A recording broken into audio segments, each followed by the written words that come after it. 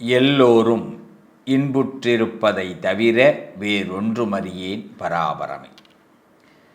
லக்ஷ்மி கடாட்சம் அத்துணை பேர் வாழ்க்கையிலும் ஆனந்தமாக கிடைக்க வேண்டும்.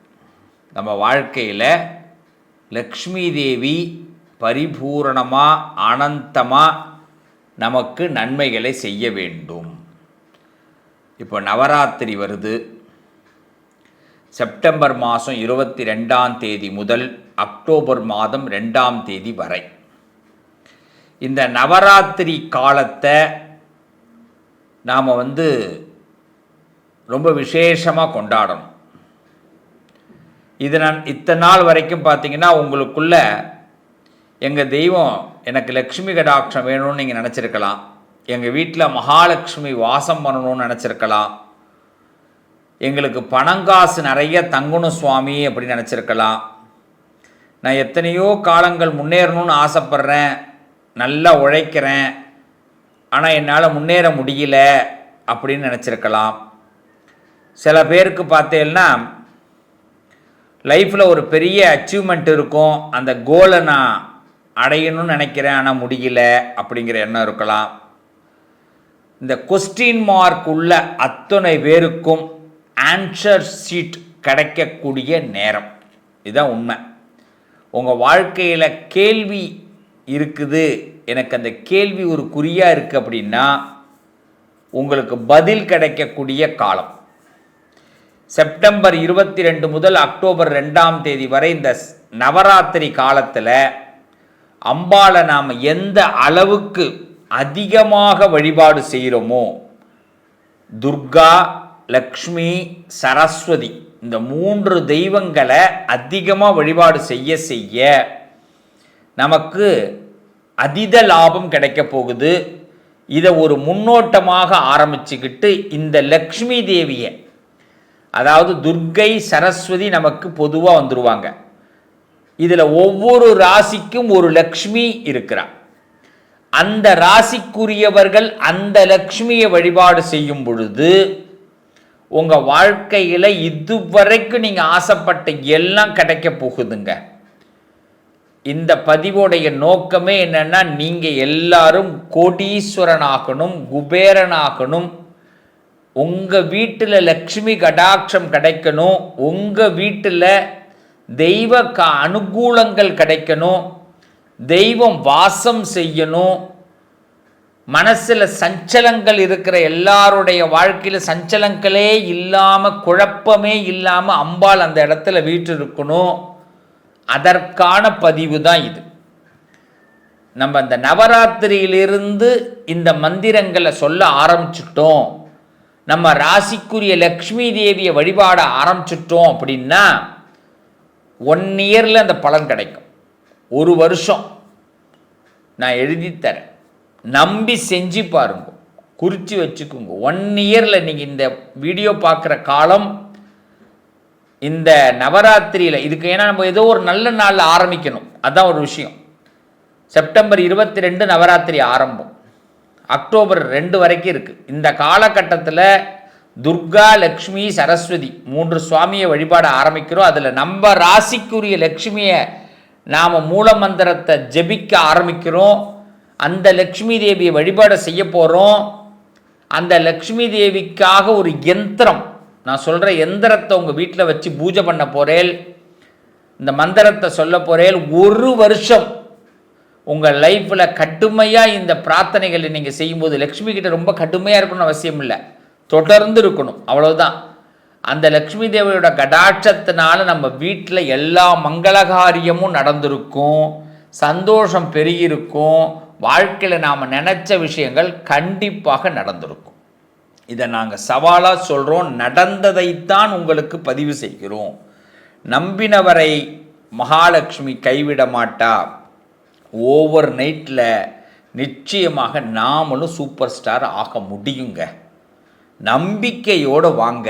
ஒவ்வொரு ராசியை பற்றி இப்போ பார்ப்போம் வாங்க. நல்லதே நடக்கும். யாருக்கு எது கிடைச்சாலும் பரவாயில்ல, நமக்கு பணம் கிடைக்கணும். இந்த பணத்தை கொடுப்பது யார்? லக்ஷ்மி தானே. இந்த லக்ஷ்மியை எப்படி வணங்கினா நமக்கு பணம் கிடைக்கும் அதை பற்றி தான் இன்றைக்கி பேச போகிறோம்.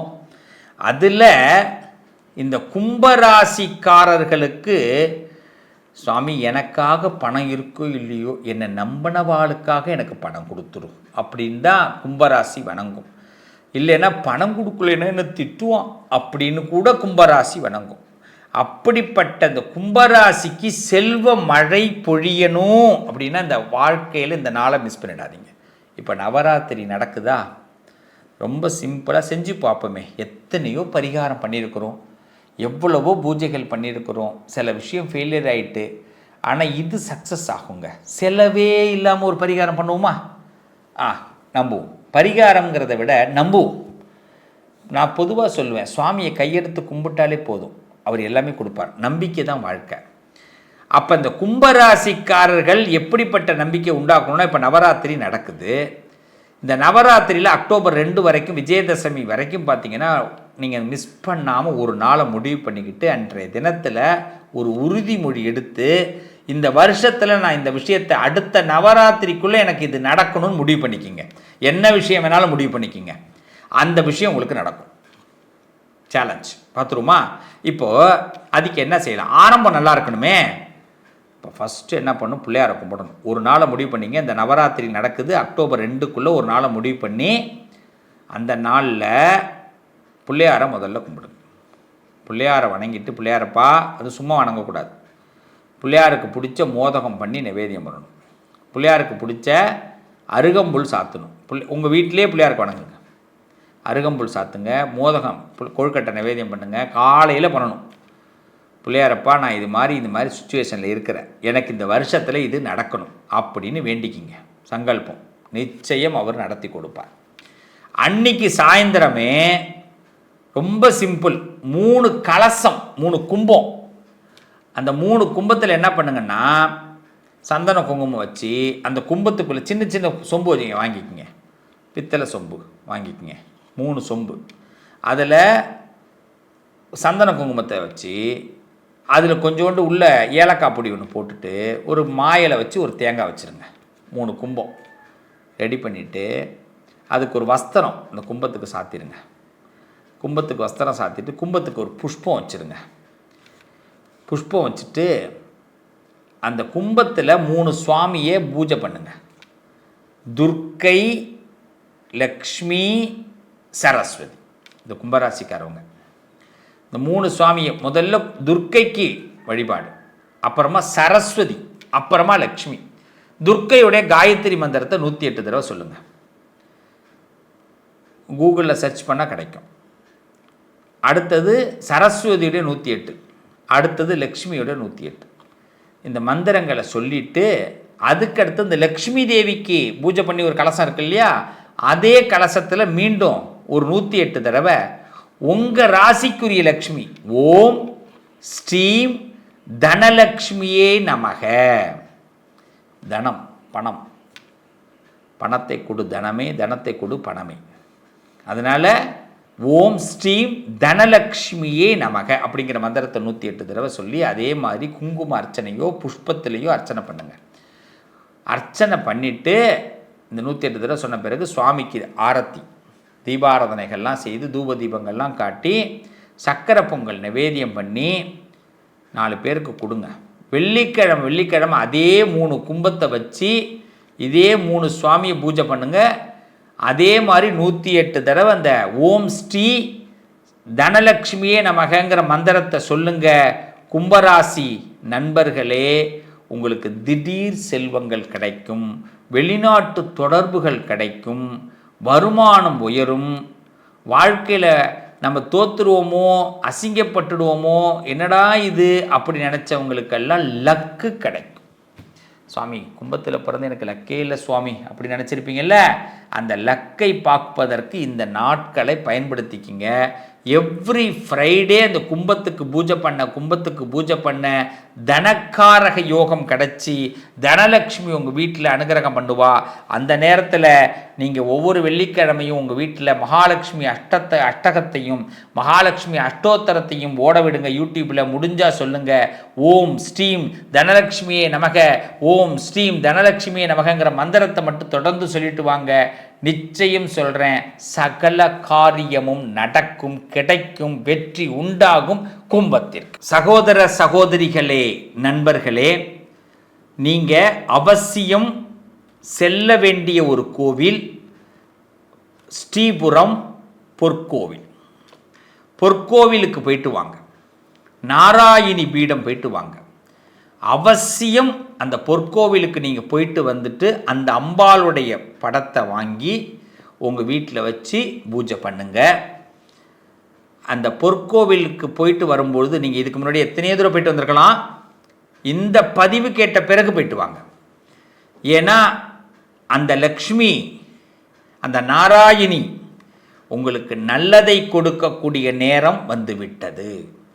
அவசியம் நீங்கள் இந்த பதிவு கேட்ட பிறகு ஒரு நாள் முடிவு பண்ணிவிட்டு கண்டிப்பாக உங்களுக்குரிய அந்த நாளிலேயே, உங்களுக்கு நான் சொன்ன அந்த கிழமையிலேயே பொற்கோவில் போயிட்டு வாங்க. பொற்கோவிலில் போய் அம்பாளை தரிசனம் பண்ணிவிட்டு, அம்மா எங்கள் வீட்டில் நீ இருந்து எனக்கு நல்லதை கொடுக்கணும் சக்தியம்மா அப்படின்னு பிரார்த்தனை பண்ணி, அந்த நாராயணியை நீங்கள் எந்த அளவுக்கு நீங்கள் நம்புறீங்களோ அந்த நாராயணி செல்வ வளத்தை கொடுக்க போகிறாள். அதே மாதிரி நான் ஒரு எந்திரம் சொன்னேன் இல்லைங்களா, ஸ்ரீசக்கர எந்திரம்னு பேர்.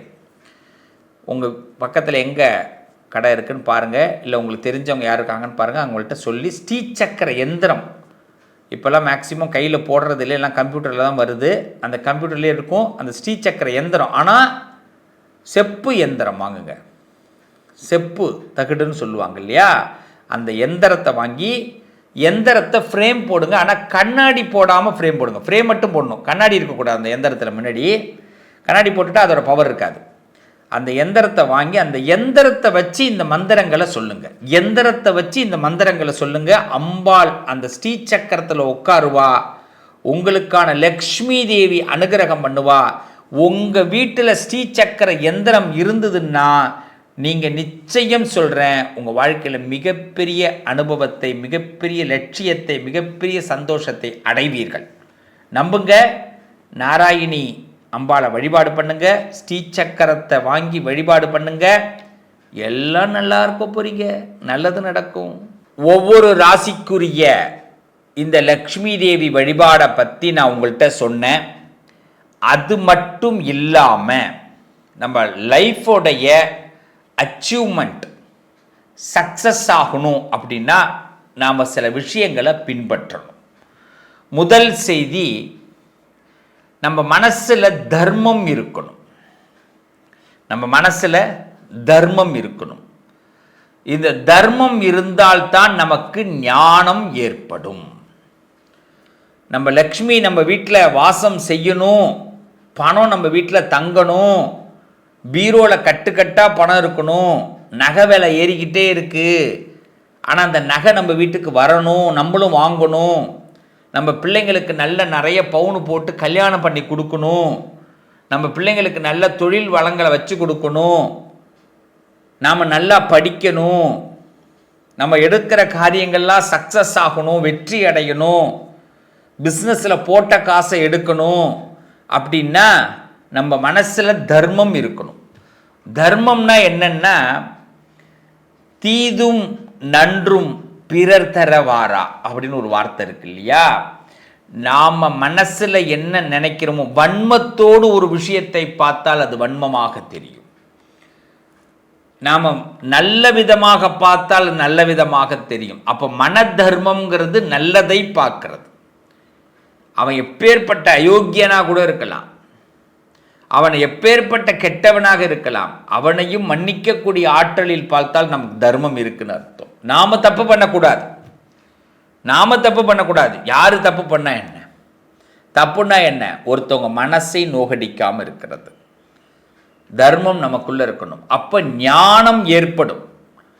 தர்மத்தை கொடுக்கிற தேவதை ஞானத்தை கொடுக்கிறாள். அப்ப சரஸ்வதி ஆட்டோமேட்டிக்கா உள்ள என்ட்ரி ஆயிடுறா. இந்த சரஸ்வதி உள்ள வந்துட்டா அப்படின்னா நமக்கு ரெண்டாவது விஷயம், லக்ஷ்மி தானா வந்துருவா. சரஸ்வதி வராம லக்ஷ்மி வரவே மாட்டா. அப்ப தர்மம் பண்ணணும், தர்ம சிந்தனை இருக்கணும், தர்ம சிந்தனை இருக்கிறதுக்கு மந்திரங்களை நாம் நிறைய படிக்கணும். நல்ல எண்ணம்னு சொல்லுவாள். நிறைய நல்ல எண்ணங்களை தெரிஞ்சுக்கணுன்னா நிறைய நல்ல மந்திரங்களை சொல்லிக்கிட்டே இருக்கணும். இன்றைக்கி யூடியூப் இருக்குது, போட்டு ஓட விடுங்கோ. என்ன மந்திரம் நினைக்கிறீங்களோ, இந்த அதுவும் லக்ஷ்மி தேவி மந்திரமா, துர்கா மந்திரம், சரஸ்வதி மந்திரம் போட்டு ஓட விடுங்கோ. நீங்கள் அந்த மந்திரத்தை படிங்கோ. படிக்க படிக்க படிக்க என்னென்னா நமக்குள்ளே நல்ல எண்ணம் தானாக ஃபார்ம் ஆகிட்டே இருக்கும். அப்போ நல்ல எண்ணம் வந்த பிறகு ஞானம் வந்துடுது. ஞானம் வந்த பிறகு மகாலட்சுமி உள்ள என்ட்ரி. மகாலட்சுமி எப்படி என்ட்ரி ஆகுவான்னு நமக்கு தெரிஞ்சுக்கலாம். எப்படி தெரியுமா? நமக்குள்ள ஒரு வைராக்கியம் ஏற்படும். சார் நான் முடிப்பேன் சார், நான் செய்வேன் சார். ஒன்று நல்லா தெரிஞ்சுங்க, நீங்கள் பிரதம மந்திரி ஆகிறதா இருந்தாலும், நீங்கள் முதலமைச்சராக ஆகணும்னு நினச்சாலும், நீங்கள் எப்பேற்பட்ட தொழில் நிபுணராக வரணும்னு நினச்சாலும், உங்கள் ஜாதகத்தில் அந்த எண்ணம் அந்த ஜாதகத்தில் இருக்கிறதுனால தான் உங்களுக்கு அந்த எண்ணமே வருது. ஜாதகத்தில் ஒரு விஷயம் இல்லைன்னா அது உங்களுக்கு எண்ணத்தில் வராது. அப்போ உங்கள் மனசில் ஒன்று தோணிருக்கு அப்படின்னா அது உங்கள் ஜாதகத்தில் இருக்குன்னு அர்த்தம். இல்லாத ஒன்று உங்களுக்கு வர வாய்ப்பே இல்லை. நான் கலெக்டர் ஆகணும்னு ஒருத்தவன் நினைக்கிறான்னா அவனுக்கு ஜாதகத்தில் இருக்குது. மருத்துவர் ஆகணும்னு நினைக்கிறான்னா அவன் ஜாதகத்தில் இருக்குது. அப்போ அதுக்கான முயற்சி எடுக்கணும். புரிகிறதா? ரொம்ப சிம்பிள். அப்போ அந்த வைராக்கியம் வரும்போது லக்ஷ்மி வந்துடுவா. நமக்கு வாழ்க்கையில் வெற்றி தோல்விகளை நிர்ணயம் பண்ணுறது வைராக்கியம்தான். நான் ஜெயிப்பேன் சார், நான் என் முடிவில் விடமாட்டேன், என் கொள்கையில் விடமாட்டேன், எனக்குன்னு நான் ஒரு ஒப்பீனியன்ட் வச்சுருக்கிறேன், நான் இப்படி தான் இருப்பேன், என் இலக்கை அடைஞ்சிட்டு தான். அதுதான் சொல்லுவேன். சுவாமிகிட்ட வணங்கும்போது கூட ஒரு கோரிக்கையை வச்சு முதல்ல வணங்குப்பா. அது முடிஞ்ச பிறகு அடுத்த கோரிக்கை வை. ஒரு கோவிலுக்கு போனோம், திருப்பதிக்கே போகிறோம்னா இந்த மாத கடன் எனக்கு முதல்ல அடன்னு தான் நம்ம கேட்கணும். அப்புறமா தான் அடுத்த கோரிக்கை. அந்த மாதம் கடன் முடிஞ்சால் தான் அடுத்த கோரிக்கை போகும். 10 கோரிக்கை வச்சா அவர் எதை பண்ணுறதுன்னு தெரிய மாட்டேங்கிறது. அப்போ நம்ம வைராக்கியம் இல்லை. கோலை கரெக்டாக நம்ம சரி பண்ணலை. கோலை நம்ம முதல்ல முடிவே பண்ணலை. 1 by 1 ஆகி 10 கோல் இருக்கும் நமக்கு. அதில் எதை முதல்ல சுவாமிகிட்ட வைக்கிறோம்? வைராக்கியம். அதான். அப்போ வைராக்கியம் முடிவாயிட்டுனா லக்ஷ்மி உள்ளே வந்துடுவா. லக்ஷ்மி வந்துட்டானா துர்க்கை ஜெயத்தை கொடுத்துருவாள், வெற்றியை கொடுத்துருவாள். சகோதரர்களே, நண்பர்களே, இந்த 3 சக்தியும் உங்களை ஆளக்கூடிய நேரம். இந்த 3 சக்திகளும் உங்களை ஆளக்கூடிய நேரம். உங்கள் ஆளுமை நிச்சயமாக வளரக்கூடிய நேரம். வாழ்க்கையில் பெரிய வெற்றியை பெற போகிறீங்க. நிச்சயம் கோடீஸ்வரர்கள் ஆவீங்க. 1 வருஷ காலம் இந்த பயிற்சியை செஞ்சு பாருங்க. நல்ல மாற்றம் நடக்கும், நல்லது நடக்கும். நல்லதை செய்வாள் அபிராமி, நல்லதை மட்டும் செய்வாள் அபிராமி.